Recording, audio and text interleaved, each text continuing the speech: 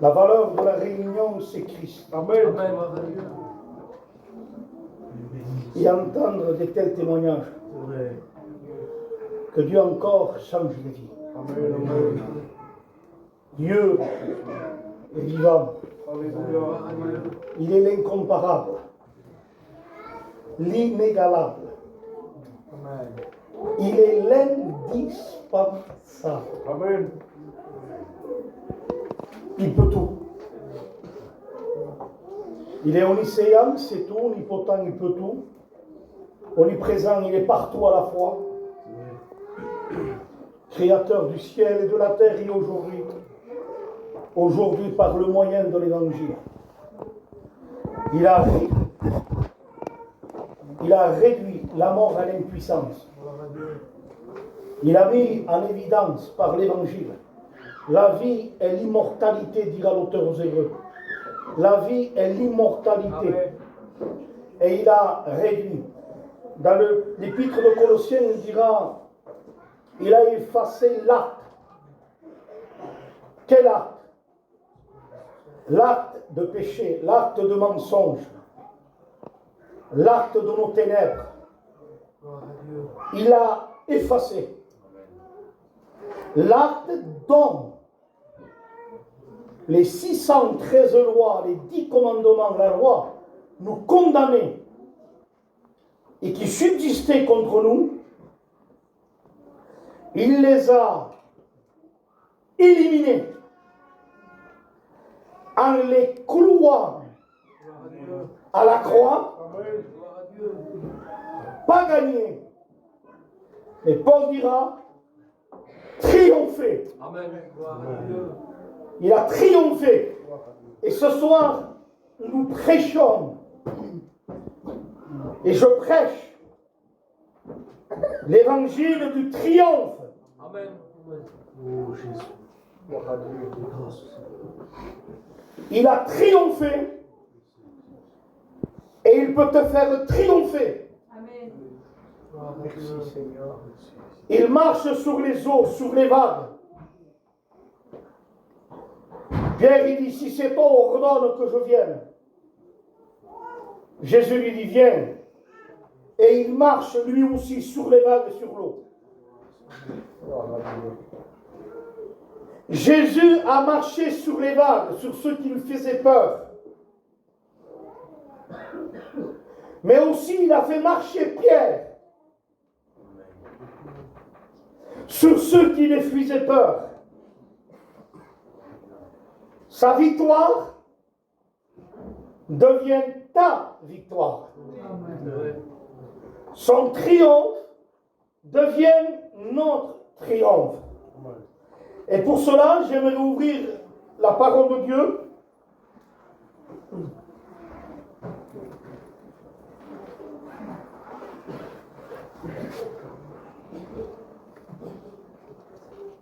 Deux Corinthiens.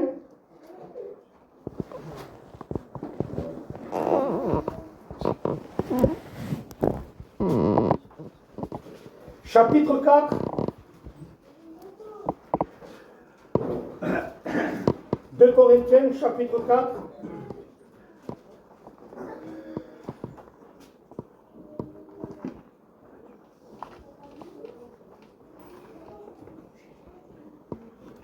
Paul, avant de prêcher l'évangile, avant de parler de l'évangile, il va dire quelque chose. Il dit 4 et le verset 2. Nous rejetons les choses honteuses qui se font en secret. Nous n'avons point une conduite astucieuse et nous n'altérons point la parole de Dieu. On ne renverse pas la parole de Dieu. Par cette parole de Dieu, nous rejetons ce qui se fait en secret qui est honteux. Celui qui connaît la honte de ta vie, c'est Dieu. Il y a le côté public, il y a le côté secret. Il y a des choses qui se font en secret, mais qu'il est honteux d'en parler. Alors nous, on ne va pas renverser l'évangile, on ne va pas renverser la parole, parce que la parole, justement, va révéler les secrets et la honte, non pour t'écraser, mais pour te pardonner.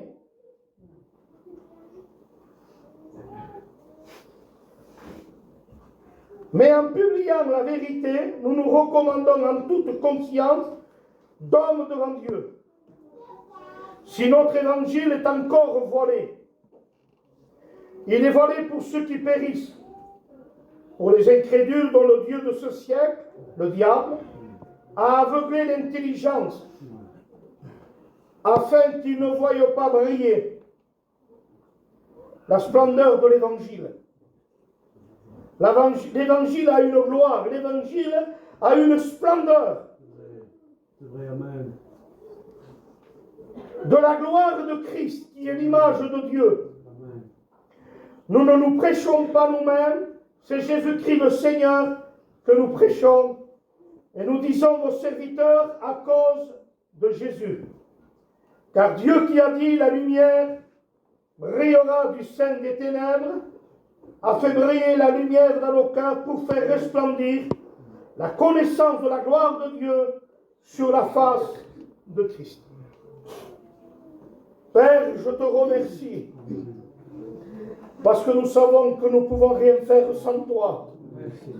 Avec mes frères, mes sœurs, l'Église, nous te prions dans le nom de Jésus que cette parole, elle devienne le réma, le logos, que cette parole, elle devienne cette épée aiguë à deux tranchants, qu'elle pénètre jusqu'à la jointure et moelle, qu'elle partage âme et esprit, qu'elle révèle et qu'elle juge les pensées les plus secrètes, et qui révèle aussi le sang de l'expiation, le sang de la nouvelle alliance, le sang qui ôte le péché. Amen.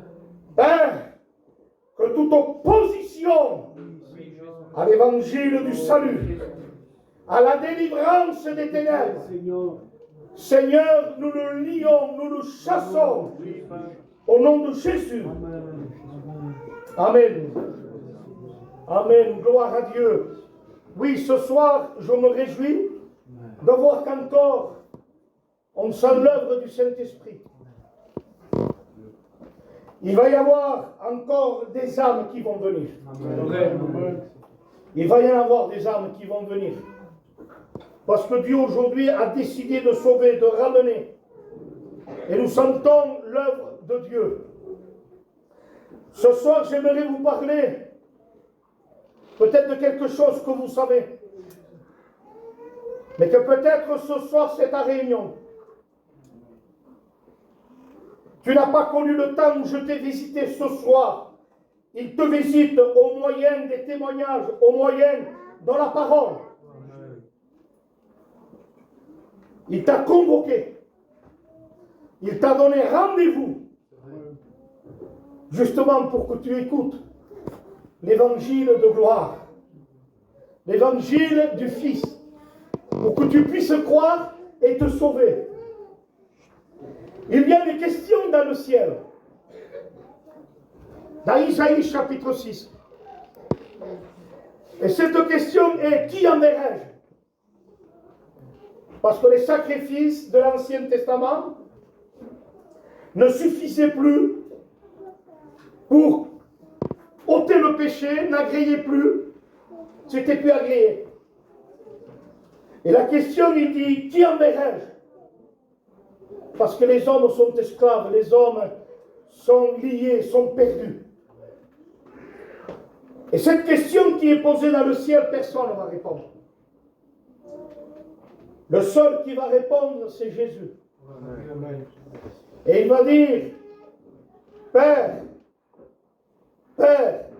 c'est repris dans Isaïe et dans Hébreux 10. puisqu'il est question de moi dans le rouleau d'Isaïe, Hébreux 10. Il dit, me voici. Amen. Amen. Alléluia. Me voici. Parce que la question est, qui enverrai-je?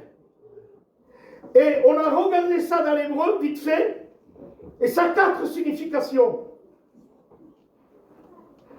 Qui enverrai-je? Le Père dit ça.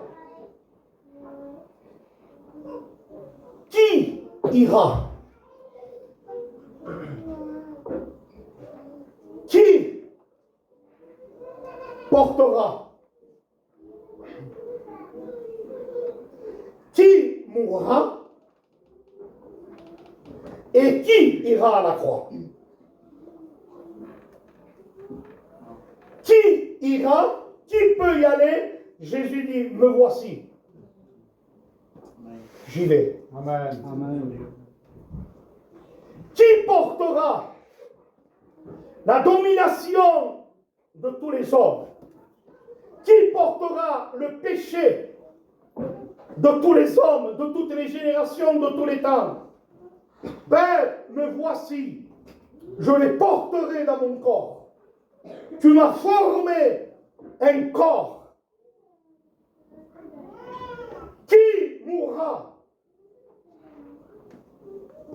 Père, me voici. Gloire à Dieu. Amen. Gloire à Dieu. Amen. Tu m'as formé un corps pour pouvoir mourir. Et qui ira à la croix? La mort. Mais quelle mort? La mort de la croix. Père, me voici. Gloire à Dieu. Amen. Amen. Qui enverrai-je? Qui ira? Qui portera? Qui mourra? Qui ira à la croix? Aucun ange, aucun séraphin, aucun chérubin, aucun des 4 êtres qui sont devant le trône, aucun des 24 veillards n'ont pu répondre à cet appel. La barre était haute, la barre était trop haute. Le seul qui a répondu, pour toi, Amen. pour toi. Il a répondu pour l'alcoolique, pour le drogué, pour le toxicomane, pour l'enténébré. C'est pour toi qu'il a répondu. Il a dit, Père. Pourtant, il avait tout à la perfection. Philippiens chapitre 2. Existant en forme de Dieu. Il était l'égal de Dieu. Et le texte, il dit, il n'a pas regardé comme une proie arrachée, je suis Dieu. Mais il s'est dépouillé. Quand il a dit, Père, me voici, tu acceptes de te dépouiller? Père, me voici. Il s'est dépouillé en prenant une forme de serviteur. L'Épître aux Hébreux dira, il a voulu participer au sang et à la chair pour pouvoir mourir. On sait que nous, on est né et qu'on doit mourir. Lui, il n'est pas né et qu'il mourra normalement. Non, non, non. Lui, il est né dans un but. Il est né pour un but. Nous, on est pour vivre. Et nos parents ont eu un projet de vie. Je suis né, alors mes parents sont vélo. Adolescent, sa moto, son compte en banque, sa voiture, son permis, sa petite fille, et son compte, et peut-être sa nouvelle maison. On a eu, nous, des projets de vie. Mais le Père, pour Jésus, il n'a pas eu des projets de vie. C'est un projet de mort.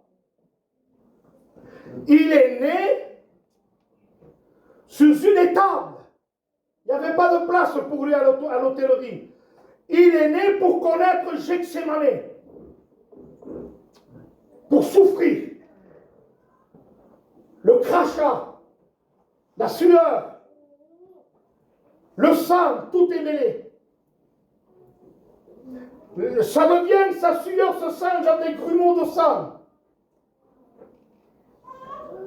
Il est né pour souffrir. Il est né pour mourir. Il n'a pas connu une douleur. Homme de douleur. La douleur, c'était son quotidien, c'était sa vie. Homme de douleur. Est-ce qu'il a connu des souffrances? Non. Écoutez. Habitué plus que connaître. Habitué à la souffrance. Homme de douleur, habitué à la souffrance. Il y a eu pour lui des projets de mort. C'était la croix. Il fallait qu'il paye. Et dans l'Ancien Testament, il fallait prendre un agneau pour le pardon, l'expiation, le Yom Kippour une fois par an, le pardon du peuple. Il fallait enlever un agneau, le mettre à part 3 jours à l'avance. Il fallait le sanctifier. Et quand il était sanctifié, après il fallait l'offrir. C'était l'agneau. Aujourd'hui, j'apprends quelques mots dans le grec, mais si j'apprends. Et en plus, je l'ai entendu. Et j'apprends. Hein, on laisse tout ça de côté. Et comme il a dit Michael de Robin, il a dit, mais déjà dans l'Ancien Testament, c'était dit, l'agneau homme.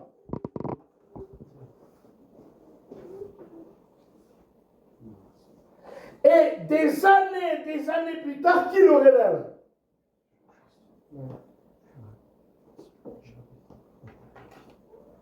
L'agneau, c'était un côté découvert.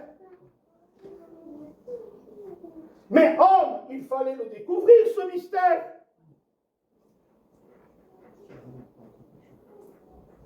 Et un homme l'a dit sans le savoir.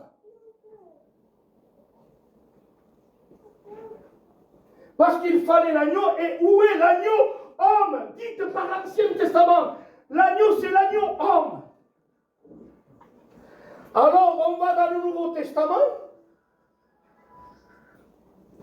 Jésus roué des coups, ensanglanté. Jésus plein de sang, défiguré. Il manquait la moitié de la révélation. On avait la moitié, l'agneau prophétisé. L'agneau, mais l'agneau homme, il faut le découvrir. Lorsqu'on prend Jésus, Pilate le présente à la foule, ensanglanté de la tête aux pieds, défiguré, et il donne sans s'en rendre compte la moitié de la révélation. Il dit, voici l'homme. Mais on sait très bien que c'est l'homme. Mais pourquoi il dit, voici l'homme? Pourquoi il dit ça? Il est en train de dire l'autre moitié de la révélation, c'est-à-dire l'agneau, voici l'homme. Agneau, l'homme, l'agneau, homme.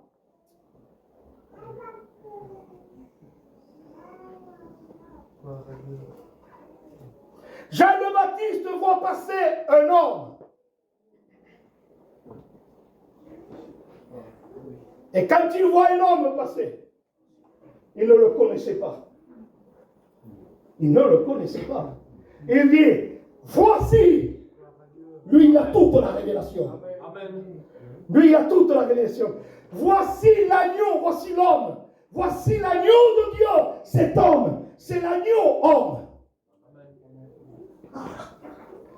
Voici l'agneau de Dieu. Mais l'agneau homme ne couvre pas. Il ôte le péché. Amen. Amen. Amen. Il ôte le péché. Et aujourd'hui, je ne vous prêche pas un agneau animal, je vous prêche un agneau homme. Amen. C'est vrai. Gloire à Dieu. Je vous prêche un agneau ensanglanté. Un agneau avec un dos labouré. Un agneau qui a été mis à part pendant 30 ans, 33 ans. Il n'a jamais péché. Depuis la naissance. Depuis à 33 ans, jamais péché, aucune faille, aucun mensonge. Voici l'agneau sans défaut. Et voici l'homme sans défaut. L'agneau, il ne fallait pas qu'il aille borgne, boiteux, infirme. L'oreille déformée, le nez... Non. Il fallait que l'agneau soit choisi et qu'il soit, dès l'Ancien Testament, sans défaut. Alors il fallait l'agneau homme, mais il fallait l'agneau et l'homme sans défaut. Il fallait que l'homme soit sans défaut. Et l'Épître aux Hébreux, il dira, il nous convenait, chapitre 7, d'avoir un souverain sacrificateur comme lui. Sans tâche. Sans tâche. Depuis la naissance, jamais convoité. Depuis la naissance, jamais menti. Depuis, il était parfait de la tête aux pieds. Corporellement, physiquement, il était parfait de la tête aux pieds. C'était une perfection éternelle. Mais vous me direz, mais il n'avait ni éclat ni beauté pour attirer les regards. Mais là, on est dans Isaïe 53. Il n'a plus ni beauté pour attirer. Il n'a ni beauté ni éclat. Pourquoi? Parce que on l'a roué du cou. On a déformé sa perfection. Un visage parfait. Aujourd'hui, son visage, c'est un caillou. Quand on commence à le frapper, à lui arracher la barbe, à lui cracher dessus, à tirer au sort sa tunique, à le mettre au pressoir, le rouer de coups de fouet, et chaque coup de fouet, le texte il dit, il n'avait pas des plaies, non, c'était une plaie. Une plaie. De la tête aux pieds, une plaie entière, complète. Son visage défiguré de celui de l'homme. Il était défiguré. Mais pourquoi ils ont touché la perfection? Pourquoi ils ont frappé la perfection? Parce qu'écoutez-moi bien, pour qu'il te donne sa perfection qu'il a vécue, il a fallu qu'il prenne ton imperfection et prendre ton péché, prendre ton imperfection. Il a fallu qu'il reçoive des coups dans sa perfection. À cause de ton mensonge, un coup, le nez cassé. À cause de ton péché, l'œil écrasé, le front déformé. On l'a roué de coups. Il est devenu comme un caillou. Où est les yeux? Où est la forme d'un visage, deux yeux, un nez, une bouche? Mais l'enflure, la déformation de la souffrance, des coups qu'il a reçus, le sang, le crachat sont sur son visage. Quelqu'un qui n'a jamais péché, quelqu'un qui n'a jamais menti, quelqu'un qui n'a jamais convoité. Écoutez-moi bien, son corps. C'est pas le ventre de Marie qui lui a donné cette perfection. Il le dit bien dans l'Épître aux Hébreux, chapitre 10. Tu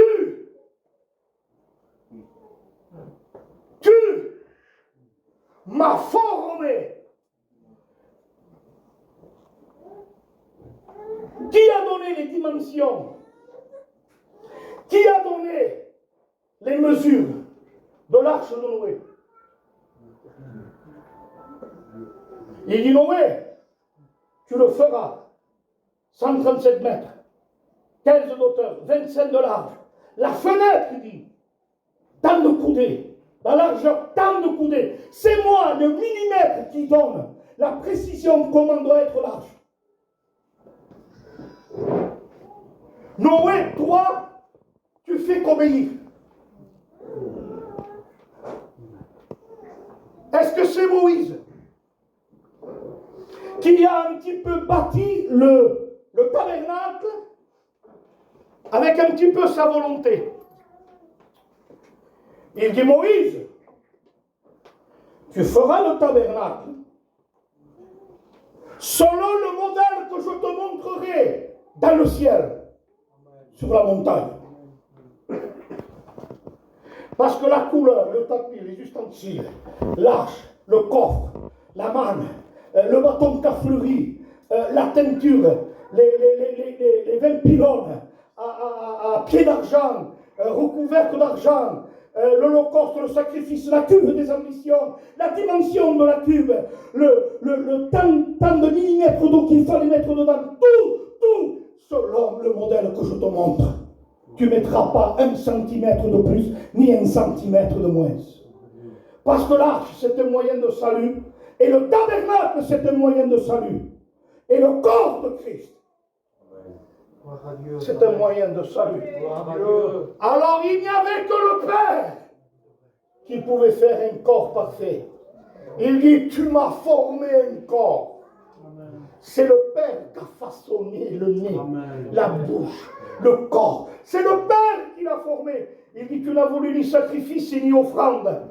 Il dit, mais tu m'as formé un corps. Et le texte dira, c'est en vertu de cette volonté que nous sommes sanctifiés par l'offrande du corps de Christ. Alors il a été comme une plaie. Alléluia. Et ce soir, je veux vous prêcher l'évangile agneau homme. Alléluia. Gloire à Dieu. Aujourd'hui, on ne peut pas prêcher autre chose que le Christ, que Jésus. Nous avons que lui. Dès la jeunesse, il y a un petit peu l'hébreu, me reste un peu, mais je continue. Dès la jeunesse, dès le commencement, parce que si on lit Colossiens, il dit, Christ, il est la tête du corps de l'Église. Il est le premier-né des frères. Il est le commencement et la fin, l'alpha et l'oméga. Il est la plénitude de celui qui remplit tout en tous. Il est le premier-né de beaucoup de frères. Il est l'image du Dieu invisible. Il est l'empreinte de Dieu. Il est l'agneau de Dieu, l'avocat de Dieu. Il est l'agneau de Dieu. Il est le souverain sacrificateur. Il dit, il est le premier. Genèse, chapitre 1er, verset 1er. C'est compliqué, non? Genèse, chapitre 1er, verset 1er. Le texte, il dit, au commencement, Dieu créa. Et si je regarde le commencement dans l'hébreu, vous savez ce que ça veut dire? Ça veut dire, je ne vous dis pas les noms, hein? Je les ai, je ne vous dis pas les noms. Ça veut dire origine. Ça veut dire commencement. D'accord. Mais ça veut dire aussi, parce que c'est coupé, composé en deux, et je ne les cite pas, je vais comme ça, parce que j'ai peur que vous vous perdez. Il dit, au commencement, en hébreu, ça veut dire le fils en tête. Bereshit. Bereshit. Le fils en tête. Dès la jeunesse. Christ était la tête. Alléluia. Béni soit Dieu. Et quand il dit, vous vous rappelez le quand il dit que la lumière soit, et la lumière refuse, parce que vous savez que ces 3 lettres, c'est le nom en hébreu. Vous vous rappelez de ça? Et vous savez ce que c'est de lettres? c'est quand il dit que la lumière soit. Vous vous rappelez quand on a été au séminaire, mais les sœurs ne le savent pas. Il dit, les deux lettres, c'est deux mains. Et la troisième lettre, il est à l'intérieur, il dit. C'est le souffle. Jésus rendit son esprit au Père. Et la lumière fut. Amen. La lumière soit, c'est la lumière fut, c'est la croix. 2 Corinthiens chapitre 4 verset 6. Car celui qui a dit la lumière brillera du sein des ténèbres, Genèse 1, a fait briller cette lumière dans nos cœurs. Et le Dieu de la Genèse 1 est le Dieu de 2 Corinthiens chapitre 4.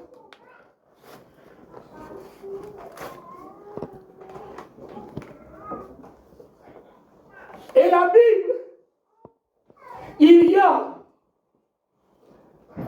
35 livres, 39, 27 dans le Nouveau, 31 000 versets, on passe tout ça. Dans la Bible, il y a des chapitres. Il y a 1189 chapitres entre l'Ancien et le Nouveau. 1189 chapitres. Maman, Toto, mais je ne m'arrête pas là, je ne peux pas vous parler de livres, moi. Et il est écrit 1189 Jésus. Amen.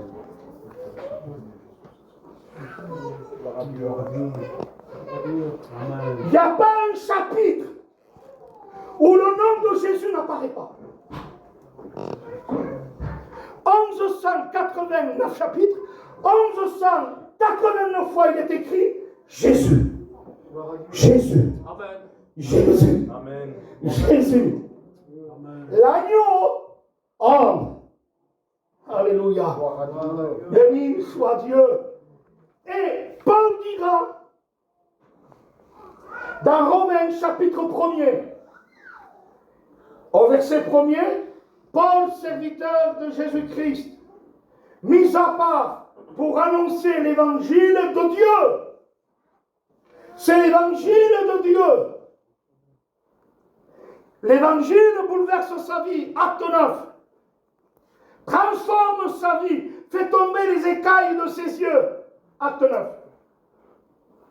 Arrive le chapitre 1, verset 16. Je n'ai pas honte de l'évangile.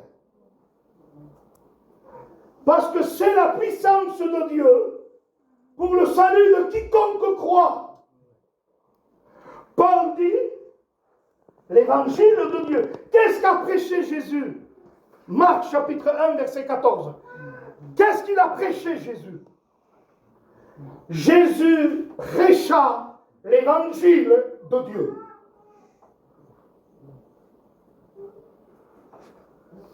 Paul, ne nous prêchons pas nous-mêmes. C'est Jésus que nous prêchons. Mais Paul dit, je prêche l'évangile de Dieu. Alors écoutez ça. Il y a 15 chapitres, Romains. Romains chapitre 1, il dit l'évangile de Dieu. Romains chapitre 15, verset 25, à la fin de l'évangile, il est bouleversé par cet évangile de Dieu, Paul. Il découvre cet évangile de Dieu. Il fut ravi au 3e ciel. Cet évangile l'a bouleversé, l'a transformé. Cet évangile, c'est devenu sa vie. Christ est ma vie, la mort m'est un gain. Il a fait l'expérience de l'évangile. Il dit, moi qui étais auparavant un blasphémateur, un pécheur, ennemi des gens, de la nouvelle doctrine des chrétiens, il dit, mais j'ai obtenu miséricorde, parce que j'agissais dans l'ignorance.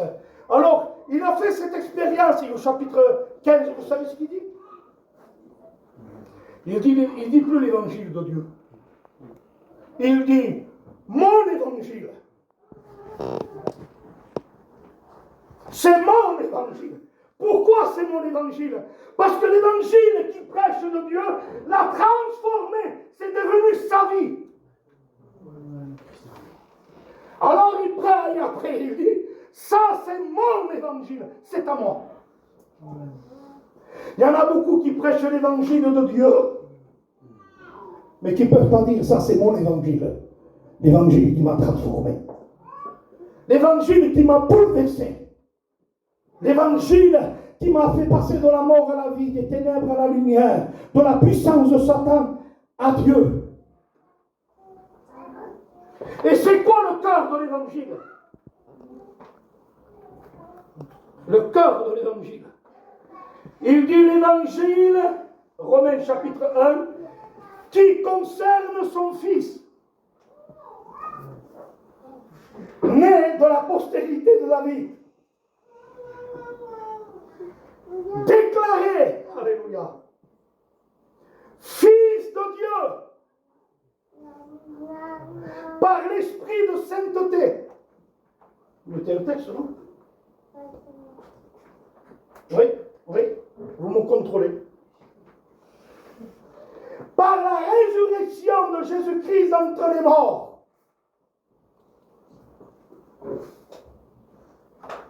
Puisque l'évangile sort, c'est l'évangile du sang aujourd'hui. C'est le Dieu de ce siècle. Satan, le Dieu de ce siècle, il veut que tu parles de Dieu. Il veut que tu assistes à une réunion. Il veut que tu t'habitues aux réunions. Il veut que tu te sentes bien dans la réunion, ma famille, la réunion. Aujourd'hui, il est capable de te laisser tranquille dans la réunion. Mais il aveugle. Il aveugle ton intelligence.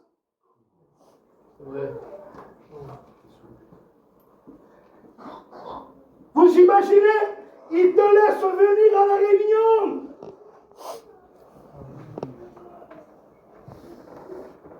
Macam? Écoutez bien.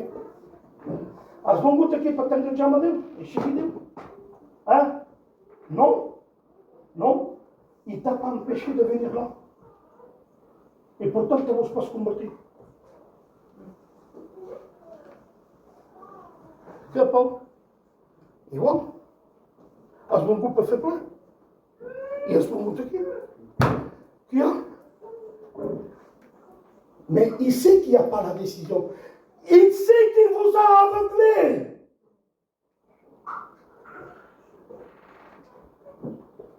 C'est la ruse du diable. T'es pauvre de cocon. Il tremble ce soir. Ai, eu torto, samba de cocon. Samba do descobrido. Aqui no torto samba do descobrido. Vite, trouble la réunion. Sers-toi, il envoie des démons. Sers-toi de la chair de certains. Sers-toi de certains chrétiens charnels qui mettent de l'opposition dans la réunion. Il déploie ses démons. Alourdissez la réunion. Parce qu'il va dire quelque chose.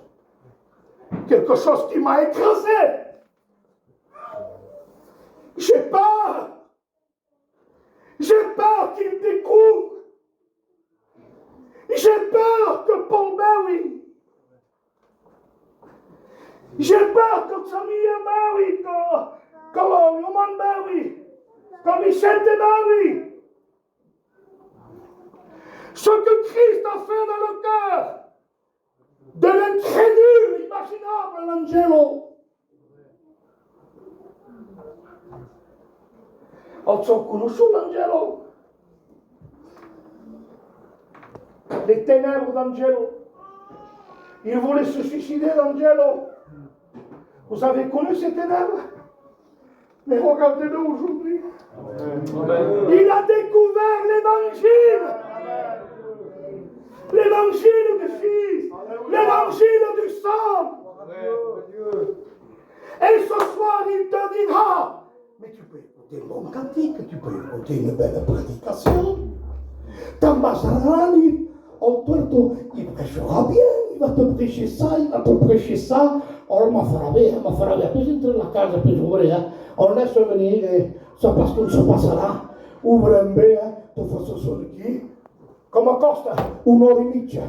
Satan, minute après minute, il te les prend, il te les prend. Gaffe tu split Samuel, o tu split o gaffe, io porto fuori. Tu porti di una scena. Ta favore scena per la riunione con sortirás. Ta favore scena, ta favore comportamento. Agneliti, fare ciò. Bon, son patient. Son patient. Mais yo, c'est Satan qui prend ton esprit, qui te transporte. Il te transporte. T'es pauvre. Il sait que tu es en dépression. Il sait que tu chiffonnes. Il sait que tu es en direction de l'enfer. S'il t'arrive quelque chose, tu es perdu pour toute l'éternité.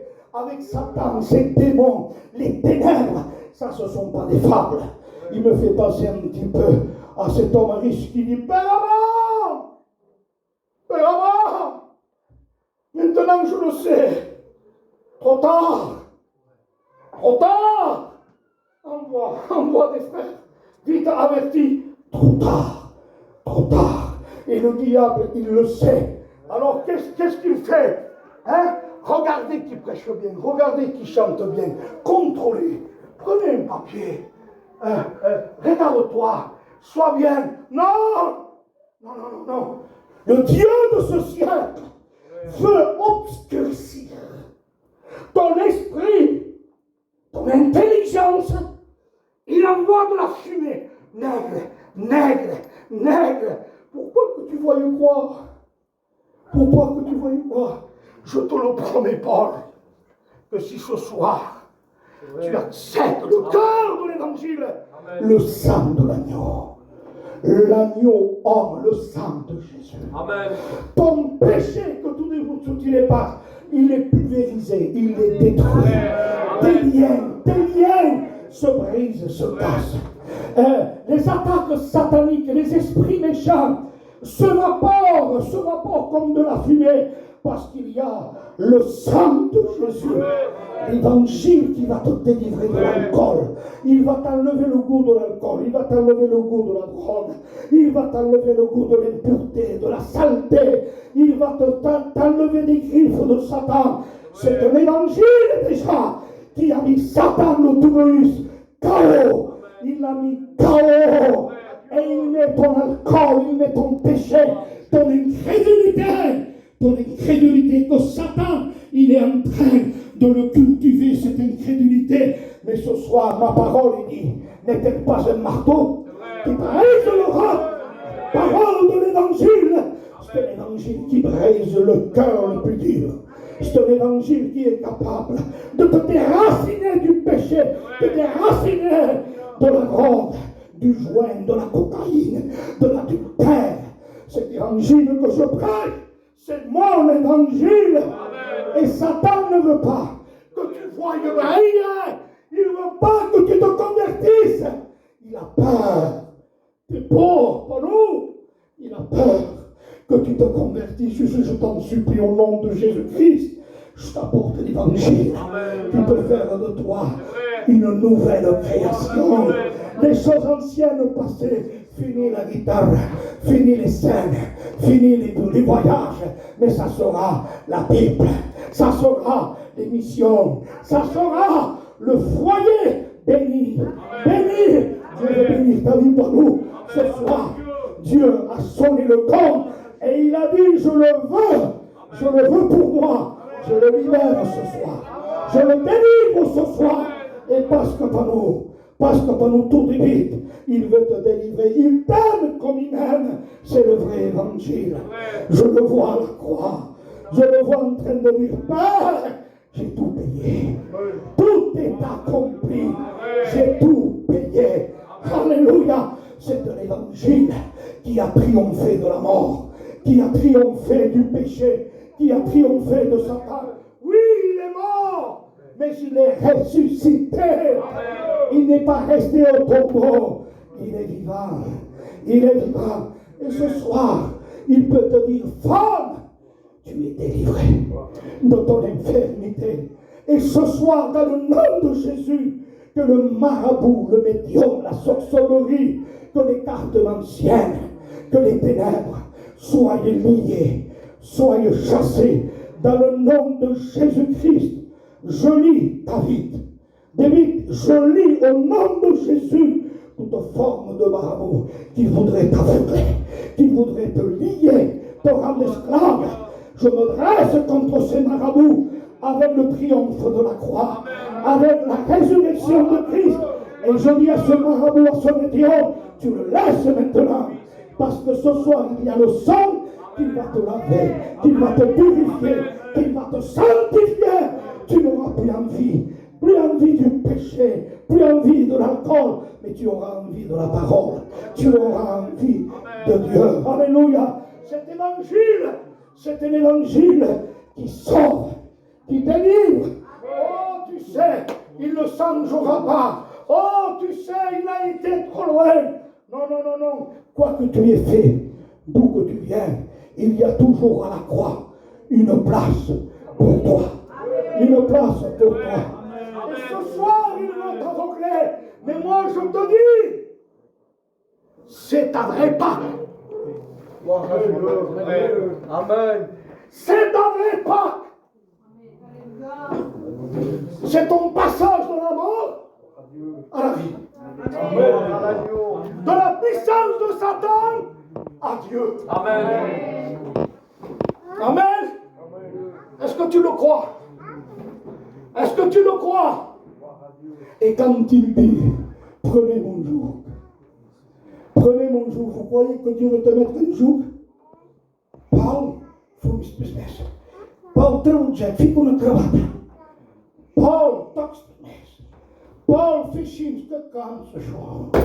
Arrête, Paul, arrête. Arrêtons de faire le chrétien.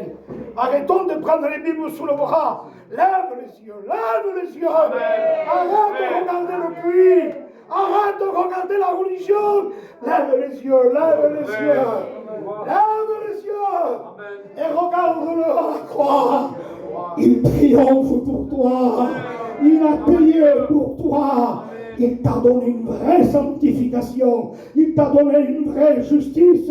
C'est le cadeau parfait. C'est la grâce excellente qu'il te donne. Alléluia. Amen. Retrograde. Reviens à Dieu. Amen. Perdu. Viens à la croix. Amen. C'est vrai. Viens à la croix. Lié, drogué, toxicomane. J'en peux plus. Je m'en sortirai pas. Dépressif. Venez. Venez. Que celui qui a soif, Jean 7, verset 37, qu'il vienne à moi. Et il dit, prenez mon joug. Et qu'est-ce pour tout prendre un joug? Qu'est-ce pour tout pour nous prendre un joug? Qu'est-ce que j'ai? C'est pesé. Il y a un joug quand même dans l'assemblée. Faux. Quand il dit, l'autre fois, Cookie, quand j'ai dit ça, j'ai dit, il n'y a pas de joug. Et lui, il m'a regardé, il a pensé, si Jésus a dit, prenez mon joug. Je lui ai dit non. Je lui ai dit non, il n'y a pas de joug. Vous savez pourquoi? Parce qu'on a fouillé. On a fouillé. Et aujourd'hui, ça passe un petit nom grec un peu. On a fouillé. Ça veut dire, en grec, parce que le Nouveau Testament c'est grec, ça veut dire zygos. Prenez mon joug, ça veut dire zygos. L'équivalent à l'hébreu dans l'Ancien Testament, c'est Amos Naïm. Je vous le dis pour que vous compreniez. Ça veut dire quoi? Ça veut dire balance. Balance. Et la balance, ça servait à quoi dans l'Ancien Testament? À peser les sacrifices, les offrandes et les mesures de farine.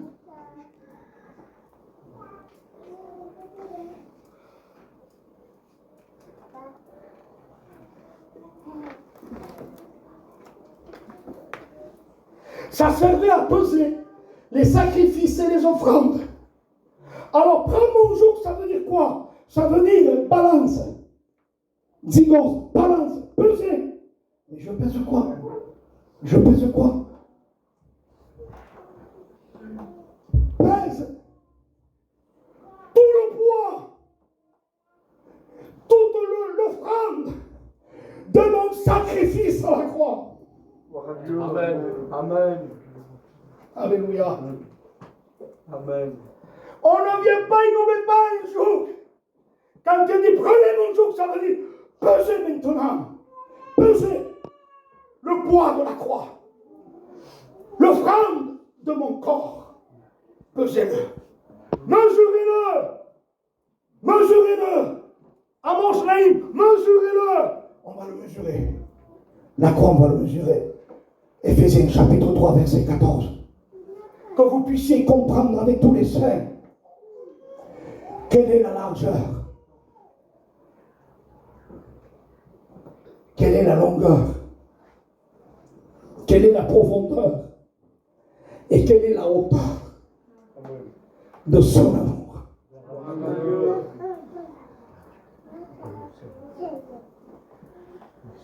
On pèse, on le pèse. Prenez mon joug, je le prends, je le pèse.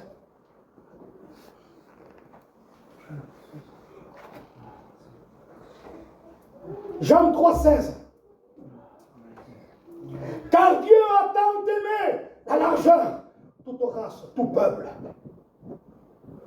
Car Dieu a tant aimé le monde, c'est la largeur. Pesez la longueur, qu'il a donné son Fils unique. Pesez la profondeur, afin que quiconque croit ne périsse pas. Pesez la hauteur et qu'il ait la vie éternelle. Amen. Gloire à Dieu. Prenez mon joug, pesez Amos Naïm, pesez mon sacrifice, pesez les dimensions. Par fini, on va le repeser encore. Quelle est la largeur? C'est l'amour de Jésus. Et il est mort comment?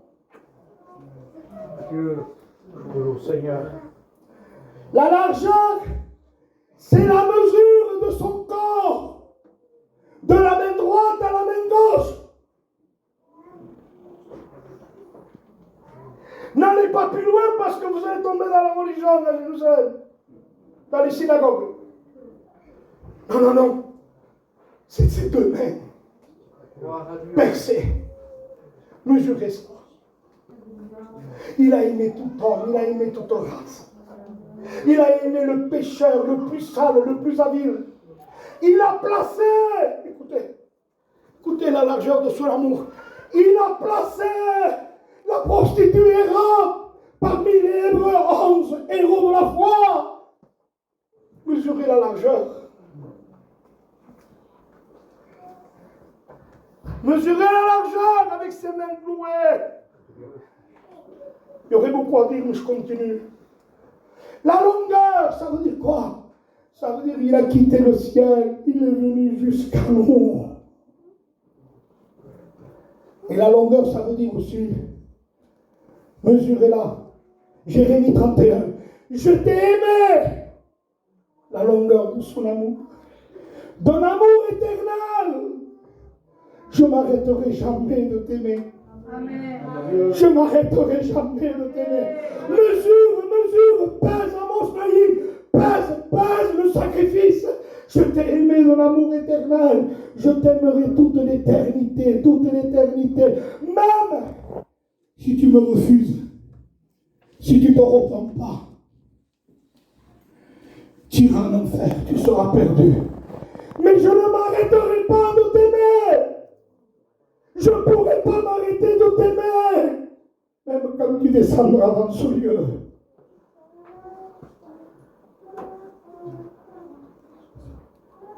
Même si les collines s'éloignent, même si les montagnes s'éloignent, mon amour ne s'éloignera pas de toi. La longueur de son amour.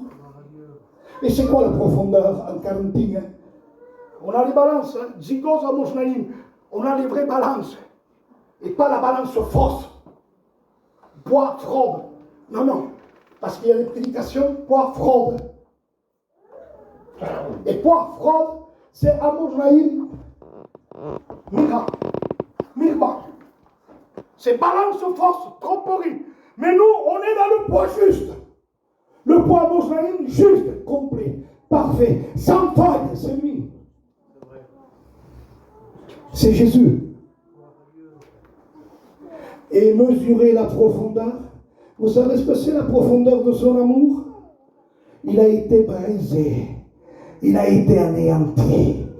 On l'a roué de coups. Il a été brisé, frappé de Dieu pour toi.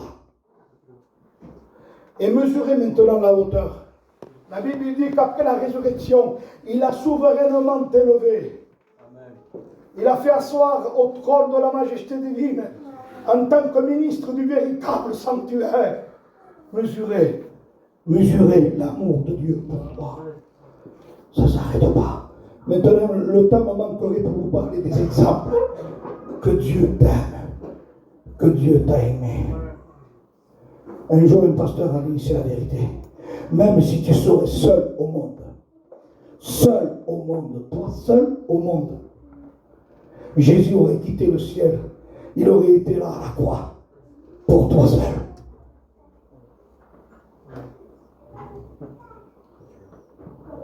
Il t'aime. Il t'aime. Je termine comme ça. Il t'aime. Je vais faire un appel. Bouge-toi. Pèse la croix. Pèse son sacrifice. Je vais faire un appel. Pendant que je vois une cantique. Je voudrais qu'un frère le loue. Tu le loues, Bram? Bram? Alléluia! Pesez le sacrifice. Pesez ses souffrances.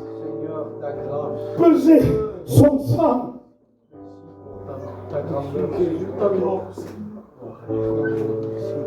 Le sacrifice de la croix. Amen. Merci. Alléluia. Tu n'as pas regardé ton égalité avec le peuple. Tu t'es fait homme pour nous. Merci parce que tu as pris ma place, Seigneur. Amen. Je te prie que ce soit que ces âmes qui n'ont pas fait la rencontre avec toi, Jésus, que Jésus, Seigneur. Alléluia. Nous voulons Jésus. Amen. Alléluia. Nous voulons t'exalter. Alléluia. Sauve Jésus. Seigneur. Sauve. Tu nous as créés pour t'adorer. Tu nous as créés pour te servir. Amen. À toi la gloire de Dieu. Nous avons tant aimé. Merci parce que tu nous aimes. Ton amour, Jésus. Oh. Gloire à Dieu.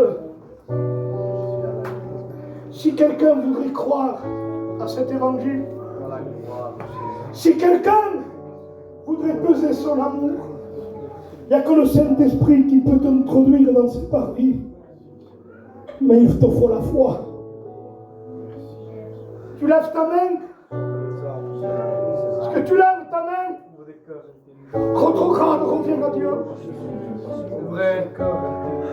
Pécheur, accepte Jésus. Il t'a aimé. Il t'aime encore. Et il veut te délivrer ce soir. Tu peux repartir d'être pas nouveau. Il a payé. Tout est accompli. Amen. Ça y est, ta rançon est faite. Ton rachat, il est fait. Ta réconciliation a été payée. Si quelqu'un voulait recevoir le bénéfice de la croix, le salut, être sauvé par l'évangile du Fils, l'évangile de Dieu, l'évangile du sang, l'évangile qui libère, Amen. l'évangile qui guérit, l'évangile qui sauve, l'évangile du Fils. Tu lèves ta main au nom de Jésus. Et je prierai pour toi. Lève ta main, je ne te ferai pas lever. Tu lèves ta main, tu la rabaisses. Et je prie pour toi de là où tu es, au nom de Jésus.